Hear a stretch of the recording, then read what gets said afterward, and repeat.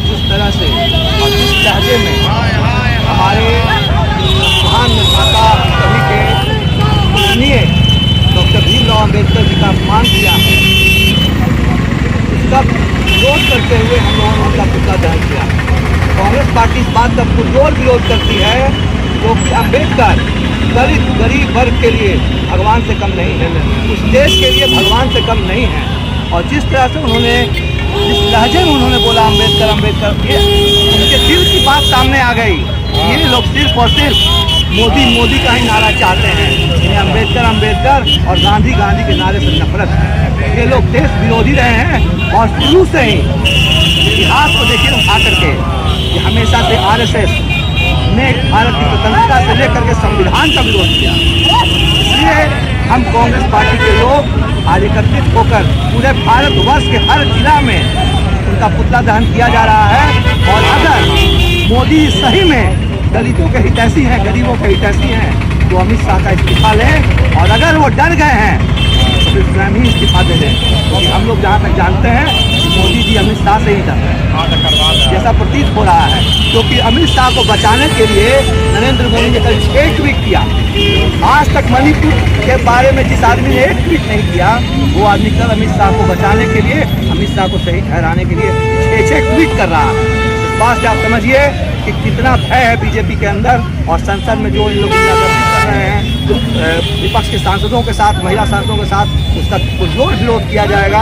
और कांग्रेस पार्टी तब तक विरोध करेगी जब तक कि अमित शाह को माफी नहीं मांगे या तो उनका इस्तीफा नहीं ले दिया। आज महान स्वतंत्रता सेनानी, संविधान निर्माता बाबा साहब भीमराव अम्बेडकर के खिलाफ देश के केंद्रीय गृह मंत्री अमित शाह द्वारा राज्यसभा में जो गलत टिप्पणियां की गई है, उसके खिलाफ कांग्रेस पार्टी सहित सभी विपक्षी दल के नेता, कांग्रेस पार्टी के राष्ट्रीय अध्यक्ष मल्लिकार्जुन खड़गे साहब, नेता प्रतिपक्ष देश के जनप्रिय लोकप्रिय नेता राहुल गांधी, कांग्रेस पार्टी की देश तरा सांसद और राष्ट्रीय महासचिव प्रियंका गांधी के दिशा निर्देशन में संसद से सड़क तक आंदोलन कर रहे हैं। और बाबा साहब का अपमान नहीं सहेगा हिंदुस्तान के नारे आज देश के गली गली हर घर में गूंज रही है। कांग्रेस पार्टी आज गया में देश के निर्देश पर आज यहाँ पर पुतला दहन करके नारेबाजी बुलंद किया कि बाबा साहब का अपमान नहीं सहेगा हिंदुस्तान। और आज देश ने देखा है कि किस तरह से पार्लियामेंट में सत्ता पक्ष के सांसद विपक्ष के सांसदों को, माननीय राहुल गांधी को, प्रियंका गांधी महिला सांसदों को किस तरह से गुंडागर्दी कर रहे थे, वो देश देख रही है। प्रधानमंत्री सहित उनके मंत्री और भाजपा आरएसएस के लोग इस मुद्दे को दबाना चाह रहे हैं, लेकिन देश के 140 करोड़ जनमानस ये नारा लगा चुका है कि बाबा साहब का अपमान नहीं सहेगा हिंदुस्तान, चाहे इस पर नरेंद्र मोदी साहब कुछ भी करे। और हम लोगों का आंदोलन जारी रहेगा। जय हिंद, जय बाबा साहब। आज हम सभी यहाँ पर जिला कांग्रेस कमेटी के लोग एकत्रित हुए हैं। हमारे गृह मंत्री